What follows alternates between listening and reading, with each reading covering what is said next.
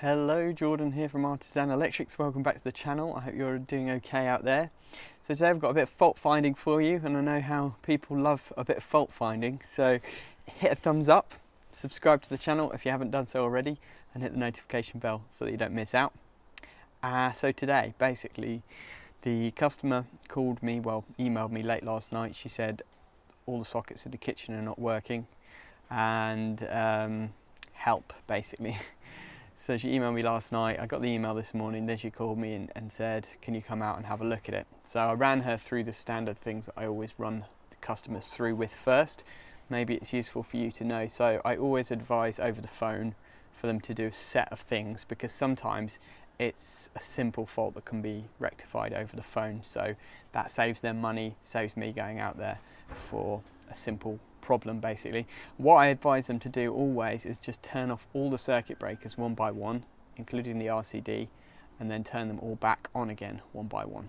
Because sometimes what happens is a circuit breaker will actually trip, but the switch doesn't come down, it stays up, and so it looks like it's on, but it's actually off. And the other thing that you can get is that you have these MK old RCDs, well, not that old, but about 10 years or so old. They had the switch that went down into the middle when they tripped rather than all the way down. So what would happen, the switch would go to the middle and people wouldn't see that it's down. And also when they try to push it up, it just doesn't do anything, it doesn't go up, because you have to push it down and then all the way up to the top for it to actually go back on. So I advised her through all those steps. She tried them and it still hasn't solved the problem. So I'm here now, I'm just about to go in and have a look at the fault. Hopefully I can film it and show you what I find. So we'll get into it. Okay, so basically this is the consumer unit. And as you can see, we've got a lot of different circuits in here. So I'm just going to take the cover off. It should be this first circuit here, because that's the kitchen socket, so that's the one that she said is not working. And my first step will be just to take the cover off and basically check the outgoing power from this circuit breaker, because it might just be that literally the circuit breaker is faulty. Oh, here we go. Yeah, look at that. Wow, that's completely melted. So should be a fairly easy fix at least. Now the question is, why is it melted? Maybe a bit of overload going on there, so I'll have a look at that. I have brought a replacement circuit breaker, so if the circuit breaker's knackered then we can replace that.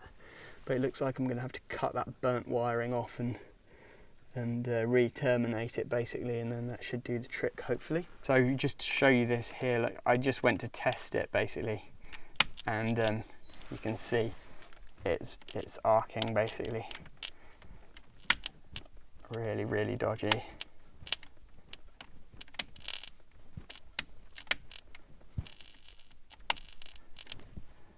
So this wire actually is loose. That's what the problem is. They were both just loose. Really dodgy. So whoever connected these basically just didn't connect them properly. Now what I will do is replace the circuit breaker, because it's quite possible the circuit breaker is knackered anyway.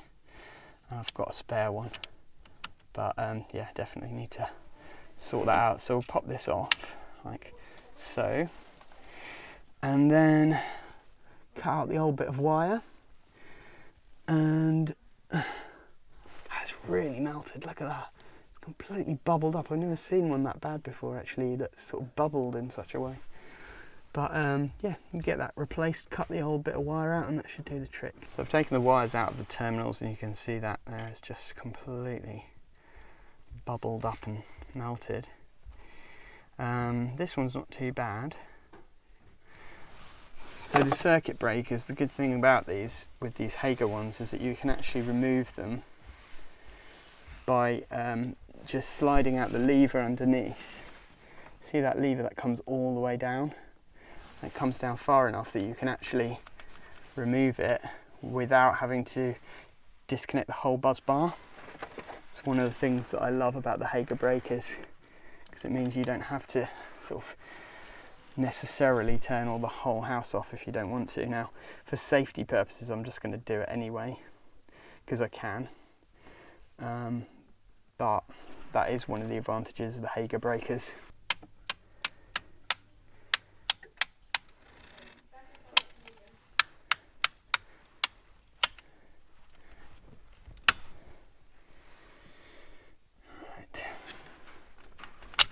There we go. So that comes out.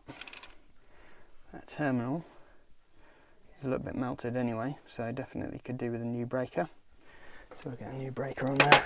So this just slides down like that all the way. Now normally breakers only go down about that far, but this one goes all the way and enables you to basically just lift that off and pull it out completely. So you can just do that and then just pop that clip in like that.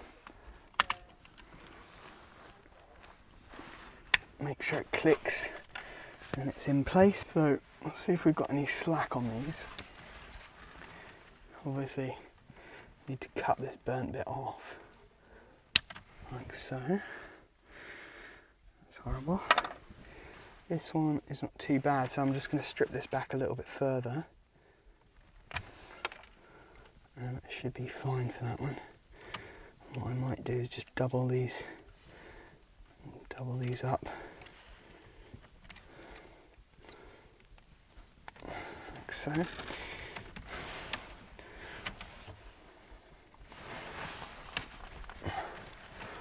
There's not much slack on that, so that's going to be too short. So I'll get a new piece and I'll use an inline connector or Wago connector just to extend that slightly.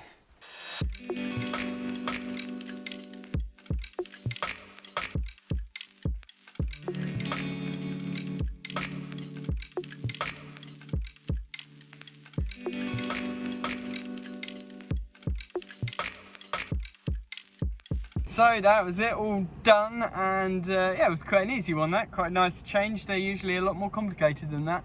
That's the top of the circuit breaker. I don't know if you can see that, it's just a little bit burnt on the top, so that's why I decided to replace it just in case.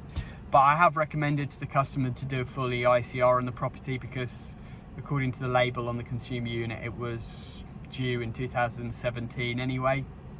I think the whole place was pretty much rewired in 2012. So where those loose connections came from, I'm not sure. I mean, it could be that just they've loosened themselves over time, you know. AC current tends to vibrate and over time screw connections will become loose. Could be that, or it could be that whoever installed it in the first place didn't tighten it up properly. We will never know, but at least it's sorted. They've got power in their kitchen again, and we'll come back and do a full inspection on the whole property to make sure that there's nothing else untoward going on there. So let me know your fault finding procedure. How would you have done it? Would you have done anything differently? I love to learn from other electricians on how they do things. And if you like fault finding videos, I have made quite a few fault finding videos recently. I made one that a lot of people have enjoyed. It's had over 100,000 views so far. So check that one out. I'll leave a little link up here where you can go and watch that. And as always, if you enjoy my videos, don't forget to hit the thumbs up button. Hit the subscribe button, it's free, and you'll get regular video updates from me because I post videos here pretty much 3 times a week, Mondays, Thursdays and Saturdays. And as always guys, thanks for watching and have a great day.